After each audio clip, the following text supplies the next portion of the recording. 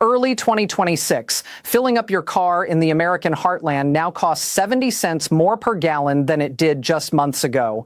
Car factories across the nation are closing assembly lines because they can't get the parts they need. Prices for everyday products have jumped nearly 2%, and the financial damage already hitting $30 billion. But here's the shocking part. Instead of giving in, Canada made a move that stunned everyone in Washington. Today, we're breaking down how a crisis over illegal drugs turned into an economic disaster, why losing Canada might hurt America's economy even more than fighting with China, and the disturbing reality that Beijing isn't just circling South America anymore. They're now making deals right on our northern border. Let me make this clear from the start. More than half of all the oil America imports comes from one place: Canada. That's a special type of oil our refineries were designed to use. When tariffs hit that oil, every driver in the Midwest and mountain states pays 30 to 70 cents extra every single time they fill up. Here's something even more shocking. One car part travels back and forth across the Canadian border 7 times before a vehicle is finished. 7 times. Each trip now faces extra costs, extra delays, and extra problems. The trade deal between our countries, called USMCA, must be reviewed this July. If we can't agree to keep it going, we face 10 years of constant uncertainty, and then the deal could end completely. The unified North American economy we've relied on could disappear. And there's something else President Trump needs to understand. Mark Carney is not like Justin Trudeau. Trudeau argued and made noise. Carney is completely different. Mark Carney used to run the central banks of both England and Canada. He helped guide the global financial system through the 2008 crisis. He was considered to lead the International Monetary Fund. This man understands money, markets, and economic power better than almost any politician alive. Trudeau sent angry messages on social media. Carney signs major deals with China. When Washington put tariffs in place, Carney didn't fight back with words. Instead, he quietly reminded financial markets that Canada owns massive amounts of American government bonds. This is how bankers fight back, quietly, coldly, and with precision. Washington didn't see this coming. Instead of obeying, Canada got angry. And when they got angry, they broke decades of military cooperation, intelligence sharing, and the basic assumption America has always made, that our northern border was safe and friendly. Part 1, the oil problem.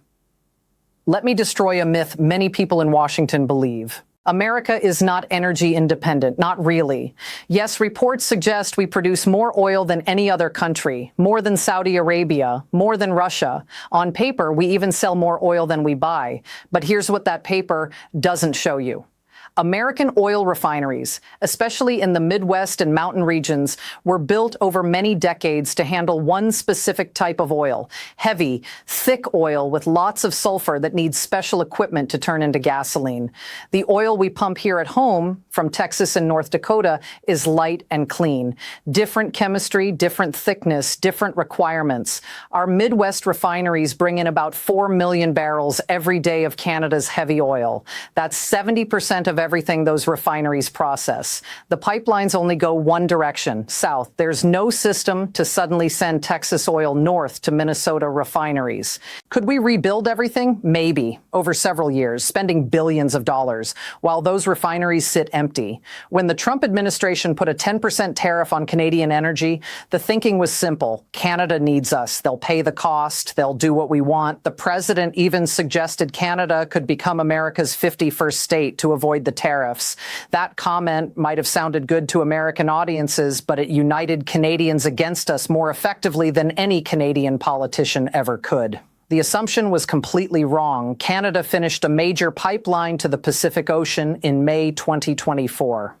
For the first time ever, Canadian oil can now reach Asian buyers directly. In 2025, China bought record amounts of Canadian oil. Chinese refineries, just like ours, need heavy crude. The Canadians didn't absorb our tariff. They found different customers. Now look at what happened to Americans. Gas prices in the Midwest jumped 30 to 70 cents per gallon. Diesel for trucks went up too. The cost of moving goods around America increased, and that increase affected everything: food, appliances, everything you buy. Financial analysts estimate that a 10% tariff on imported crude oil costs American families $22 billion every year. That's $170 per household annually, and that's before things get worse. And there's a darker possibility. If Canada decides to restrict oil exports completely, as Carney has warned they might, America wouldn't just face higher prices. We'd face actual shortages of diesel fuel. Not expensive diesel, missing diesel. Trucks couldn't run, supply chains would collapse. Think about the irony here. President Trump promised Americans cheap energy. His trade war with Canada has made your gas tank more expensive to fill. We cannot replace Canadian heavy oil with American light oil quickly. It's physically impossible. The pipelines run the wrong way. The refineries process the wrong type. Changing everything would take years and cost billions. This isn't leverage. This is dependency. And we just exposed it to the world. Part 2. Manufacturing falls apart. Think about the Ford F-Series pickup truck, America's best-selling vehicle for more than 40 years, a symbol of American industry. This truck contains parts from 24 different countries. Thousands of pieces cross between Canada and America during production. Engine parts made in Canada go to Michigan for work, then back to Canada for transmission installation, then south again for final assembly. 7 border crossings. 7. Under our trade agreement, this system worked smoothly with no extra taxes. The North American auto industry operated as one giant factory across 3 nations. But a tariff at any point multiplies through the entire process. When the Trump administration imposed 25% tariffs on car imports, briefly exempting vehicles made under our trade deal before partially bringing the tariffs back, the effects hit immediately. Stellantis stopped production at its Windsor, Ontario plant for 2 weeks. General Motors paused making electric vans. Ford announced it might raise prices on vehicles built after May 2025. The average new car price in April 2025 reached $48,699, up 2.5% in just 1 month. Experts project average prices will increase 5% by the end of the year. Economists estimate that directly affected vehicles could cost $2,000 to $15,000 more, but the damage goes far beyond cars. By summer 2025, sources indicate industrial product prices increased 1.9% above normal trends. Appliances, electronics, machinery. Companies pass 60 to 80% of tariff costs straight to buyers. Every washing machine, every refrigerator, every piece of equipment now carries a hidden tax from Washington's trade policy. 25% tariffs on aluminum make every beer can more expensive. Every window frame, every building material. 25% tariffs on steel make every construction beam, every appliance, every piece of infrastructure more expensive. In the first year alone, tariffs on steel and aluminum added about $400 million every month in taxes on Canadian car parts. Here's the strategic mistake. The goal was to bring manufacturing back to America, to force car companies to abandon Canadian and Mexican factories and build here instead. But car manufacturers cannot move production overnight. Building a new assembly plant requires at least 18 months to 3 years for planning, permits, and construction. Training workers takes more years. Establishing supplier relationships takes even longer. In the meantime, American consumers pay higher prices. American workers lose jobs as production stops and starts. And American manufacturers start questioning whether they should avoid North America entirely in the future. The tariff wall didn't bring the factories home. It made the factories wonder if home was worth the risk. Part 3, Canada chooses China. On January 16, 2026, Mark Carney became the first Canadian Prime Minister to visit Beijing in almost 10 years. He didn't go to complain. He went to make deals. The announcements were revealing. Canada and China declared a new strategic partnership, including early agreements to remove trade barriers and reduce tariffs. Canada will allow up to 49,000 Chinese electric cars into its market every year at just a 6.1% tariff. China will reduce tariffs on Canadian farm products from 85% down to about 15%. Canada set a clear target: increase exports to China by 50% by 2030. Let that sink in. Our closest ally, our neighbor, our partner in top secret intelligence sharing is now actively building trade relationships with our biggest strategic rival. Here's the statement that should alarm Washington most. Mark Carney, speaking in Beijing, said that China has become a more predictable trading partner than the United States. This is the same man who called China Canada's biggest security threat during his campaign. Less than a year later, he's signing deals in Beijing and calling China more reliable than Washington. This isn't about politics. This is about survival. Canada exports 80% of its products to the United States. That dependency gave Washington power until Washington used it as a weapon.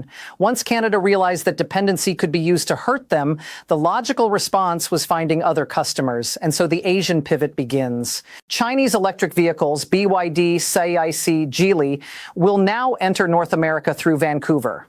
While the United States maintains 100% tariffs on Chinese EVs, Canada dropped its barriers to 6%. Chinese batteries, Chinese components, Chinese manufacturing technology will flow into Canada. The security concerns multiply. Canada has enormous reserves of critical minerals: lithium, cobalt, nickel, uranium, rare earth elements. These are the materials needed for batteries, computer chips, defense systems, and green energy. A trade in critical minerals between the United States and Canada totaled nearly $96 billion, almost $100 billion in strategic materials crossing the northern border. Now Canada has signed energy cooperation agreements with Beijing. Chinese investment in Canadian mining and processing is openly welcomed. The quota for Chinese electric vehicles, 49,000 initially, could expand to 70,000 within 5 years. Consider what we've accomplished. We imposed tariffs to punish Canada. In response, Canada is now selling the raw materials we need for our own defense and technology industries to our primary rival. This isn't punishment. This is pushing our ally into our enemy's arms. And there's a geographic reality that deserves attention. For decades, American strategic planning assumed our northern border was secure. Canada was part of Fortress America, our partner in continental defense, our ally in Arctic control, our integrated economic zone. China has been expanding influence in Latin America for years. Ports in Peru, investments in Brazil, relationships throughout Central America. We watch this encirclement from the south with worry. Now look north. Chinese capital flowing into Canadian energy infrastructure, Chinese electric cars entering the Canadian market, Chinese trade deals securing Canadian resources. We didn't prevent encirclement. We accelerated it. We pushed our own neighbor toward Beijing. The nightmare isn't that Canada betrayed Fortress America. The nightmare is that we destroyed it ourselves. Part 4. Americans pay the price. The trade war doesn't stay abstract. It hits real communities. It destroys real industries. And here's the bitter truth. It hits hardest in the regions that voted for these policies. American farmers were hit immediately. In 2024, Canada, China, and Mexico together bought $91 billion in American farm products, our 3 largest markets. All 3 now have revenge tariffs in place. Canada was the second biggest destination for U.S. farm exports in 2024. When Canada imposed 25% revenge tariffs on March 4th, 2025, they targeted $29.8 billion in American goods, including $5.5 billion in farm products alone: beef, fruit, dairy, pork.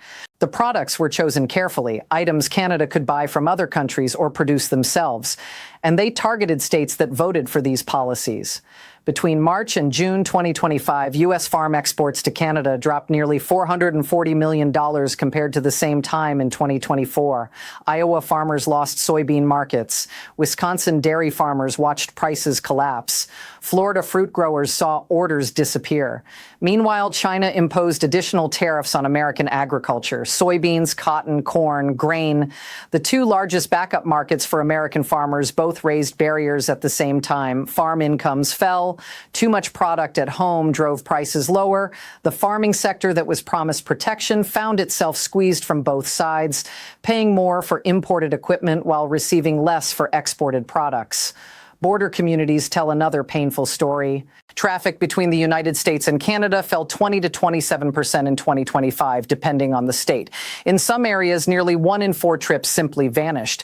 Canadians stopped coming south for shopping. They stopped crossing for vacations. Canadian stores removed American products from shelves. Buy Canadian became a national movement. In Nevada alone, Canadian tourism dropped 5 to 7%, over 200,000 fewer trips.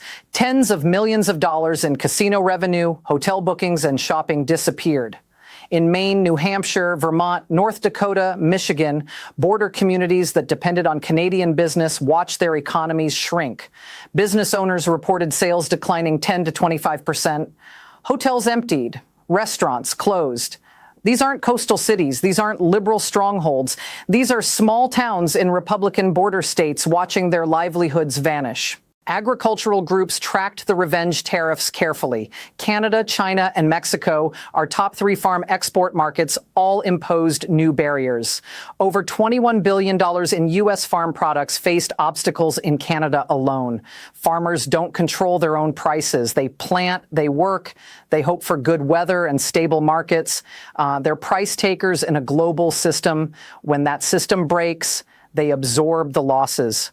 The worker in Ohio who lost a car factory job because production stopped, the farmer in Iowa who couldn't sell soybeans to China or beef to Canada, the small business owner in northern Michigan whose Canadian customers disappeared. These aren't numbers. These are the real casualties of a trade war that was supposed to help them. Part 5. What happens next? July 2026 is the breaking point. On July 1st, 2026, 6 years after our trade agreement started, the United States, Canada, and Mexico must conduct a joint review. They must decide whether to extend the agreement another 16 years, make changes, or let the termination process begin. If all 3 countries agree to extension, the agreement continues through 2042. The next review happens in 2032. The single North American market stays intact. If any country declines, the agreement enters yearly reviews until 2036, when it ends completely. U.S. Trade Representative Jamieson Greer stated explicitly that simply approving the agreement as is doesn't serve national interests. The Trump administration wants renegotiation, major changes, new terms. Canada and Mexico have launched their own public consultation processes. They're preparing counterpositions. Here's the scenario that should worry you most. Trump demands a complete rewrite. American provisions that Canada cannot accept. Restrictions that would destroy integrated supply chains. Terms that would make Canadian and Mexican economic decisions subject to American approval.